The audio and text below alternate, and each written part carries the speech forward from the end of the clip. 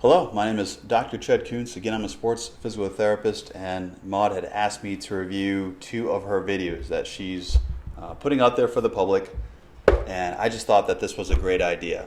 So today I'll be reviewing her video, Yoga to Wake Up the Posterior Chain. Okay, so she initially goes through and just describes, I'll just kind of back it up a bit. So she's kind of walking through here and describing the importance of posterior chain. I just want you to know how much I agree with her. And if you're not familiar with what the posterior chain means, or if that's a confusing term to you, that's okay. Not everyone knows what that means. You could just basically think of the posterior chain as all the muscles in the back side of your body, okay? And if you think about it, kind of like I'm doing right now, or like you might be doing in the car or at work, we're leaning forwards. We're kind of hunched, we're sitting. And so all the muscles in the back side are really not activated nearly as much as they need to be. So the astute awareness to say, listen, the posterior chain muscles are not activated in a lot of different people. Let's make sure that we can safely go into those ranges of motion and help you move is fantastic. So let's kind of dive into some of the movements that she's been doing, and I'll kind of give you my therapist perspective on what it might mean for me to see her doing those motions. I will preface that she'll spend a lot of time focusing on this kind of supine position and teaching you kind of to draw your stomach in, engage in your core, find spinal neutral. And spinal neutral is so important to anyone, not only with low back pain, but heck, with hip problems, mid-back, neck, shoulder blade. If you don't set up your core and the lower lumbar spine for success, chances are you're going to be leaving something on the table, whereas otherwise you would be able to move better or feel better or get stronger. You might be able to prevent injuries better. And so I certainly want you to take her seriously when she's kind of walking you through the setup position, because what we'll be doing next will be this motion right here. And she really does a nice job of detailing how you should get into the position and what you'll be accomplishing. So I'm going to kind of draw out something here. So notice there's almost a little bit of a dip right where our hips are, and then it kind of comes up. Most people that do this type of motion do the opposite. You might see something like that where their low back is arching. And so our attention to detail here is really appreciated, because it means that we're keeping the lower abdominals and the glutes firing the way they need to be. And in fact, not only that, she kind of talks about the sacrum releasing. And yes, this is more of a decompressive, active position that you can walk through to let the sacrum go. Yet at the same time, you're keeping an appropriate amount of what we call forced closure, where your muscles are keeping the spine and the pelvis in kind of a happy position. All right, and you're also allowing the sacrum to release at the same time. So I think that move that she just walked you through there was really good, and I think that almost anybody could benefit from that. And in fact, unless you have like an acutely irritated disc, that may not work out too well for you. But even then, I would say for the majority of those type of people, the movement she had just done would be great. Okay, so now we're walking through a slightly different variation. So there's a small little adductor emphasis here. So some of you may not know, if you actually squeeze your core like this and you squeeze a block and you're getting your inner thigh, your adductor muscles to fire, that's going to actually have some really nice feedback to the lower abdominals, to the Kegel muscles, all those kind of inner pelvic muscles that you may not otherwise be able to fire. When you bridge up like this and when you squeeze a yoga block or whatever else it is that you may have around the house when doing this, that's going to really actually set up a really nice foundation from the lower hips, the core, and the pelvis, and all the way up.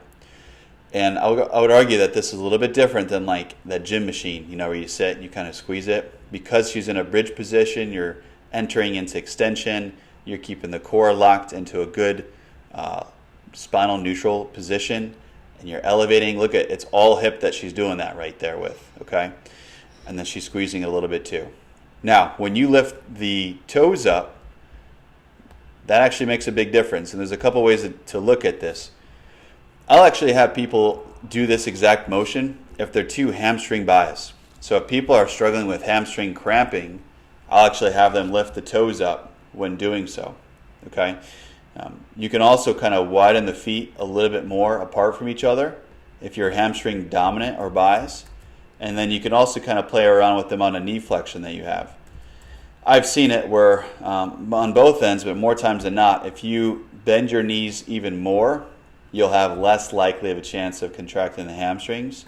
Whereas if you let the knees have less flexion, you're more likely to get a hamstring cramp or hamstring work. So kind of keep that in mind.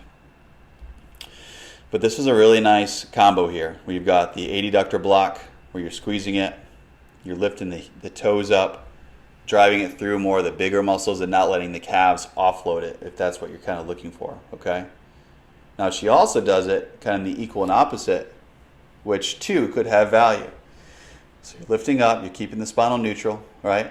Now when you're lifting the heel off, the moment could be made and said that you're loading the opposite leg more. So when she lifts, for example, her right heel off the ground, that's loading the left a lot more than the right, and vice versa. So you're kind of getting that transient increased load from side to side, teaching the glutes, core, and really all even the oblique muscles, which deal with anti-rotation, to work just a little bit harder for you.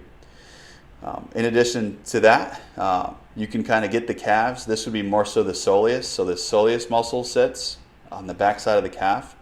The gastroc is the one that crosses the knee joint. You wouldn't necessarily be firing that. So I do think if you really had to get kind of objective with that, you're firing more of the soleus, and that can be a good thing to teach. I'll pause there for a second. I think a good point here. That can kind of teach someone how to synergize calf with glute movement, which is actually really important, because when you're walking, a lot of people are not. So in this case, she's lifted up her right calf. You're teaching people how to get that synergy between the calf and the glute at the same time, which again is really good and translates into walking really good. So then we do, in my world, I'd almost call that kind of a lumbar rocking. You're in flexion when you do that, which is really nice. So that's safe for almost anyone. I really don't see anyone struggling with that too much. Now, with this next move, I will caution this. So if you're acutely irritable or even chronically irritable to spinal stenosis, your body probably won't like that too much. If you've had an acute disc herniation, you may not like that, because this is putting you into a lot of spinal extension. So it's certainly something that you need to be mindful of.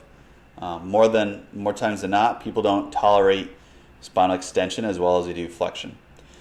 If you've been dealing with sciatica, or if you've been dealing with an acutely inflamed nerve, chances are you might like this, because there's zero nerve tension. In fact, you couldn't put any more nerve slack on that nerve when you're in this position. So sometimes if things feel good, you might want to just wonder, maybe it's just because I'm solely getting nerve slack on it. Okay? All right, so now let's move into, we get a little more dynamic. Okay, now we're kind of just going side to side. So same rules apply. If you're not extension tolerant, you want to be mindful of that. But I do like how the hips are able to kind of rotate from side to side, because we just don't move like that on a typical daily basis. Most of us are very flexion based, and if it doesn't hurt, great. I want you to do these exercises and do these movements, because it'd be great to challenge the spine in some different ways than you're accustomed to. The other note I wanted to say is that if you're unstable, you may not know this, but if you have an unstable spine, you'll actually like this position right here, because that'll put you in the most stable position possible. I tend to see more of that in females than males, especially my younger females, anywhere between 18 to 30 to 35. And they might find that this is a relieving position. But at some point, they will have to learn how to control their spine into flexion. So kind of keep that in mind. So we're kind of just rocking side to side. You might notice that you have a significantly limited rotational moment here in one hip compared to the other. Obviously, stay away from pain if you're feeling that. But I encourage people to kind of do that side to side motion. Again, just because it's such a unique motion that a lot of people aren't doing. that they might find benefit with. So this is one of my favorite ways to activate the core. I absolutely love this one.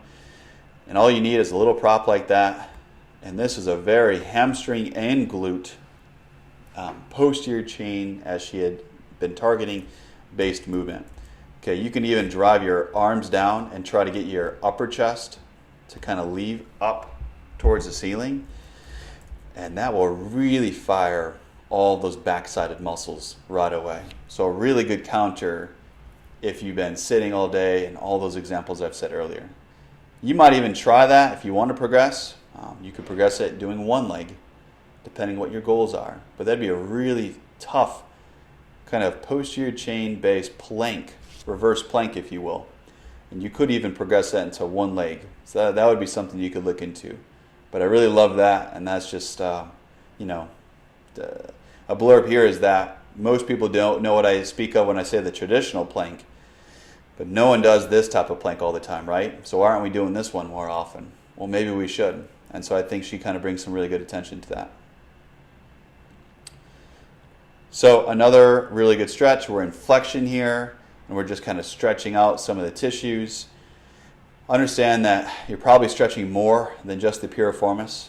Some people might see that and call that a piriformis stretch. But the reality is a lot of the internal rotators of the hip are being stretched in that position because she's in external rotation. Let me see if I can go back here. Yeah, so the left leg is the one that's most likely being stretched here, and it's in left hip external rotation.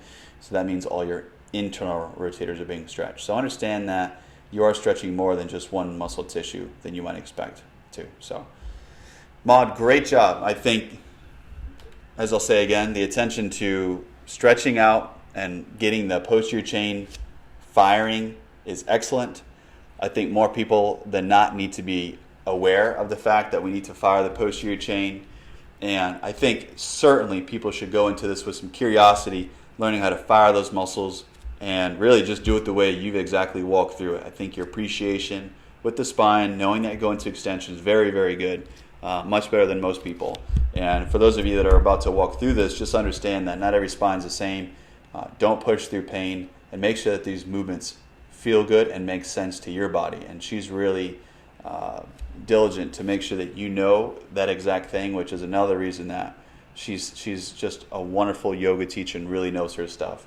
Lives it, breathes it, and highly suggest you should continue to follow through from what I've seen with her yoga exercises and instruction. So thank you again, Maud. Keep up the great work, and take care.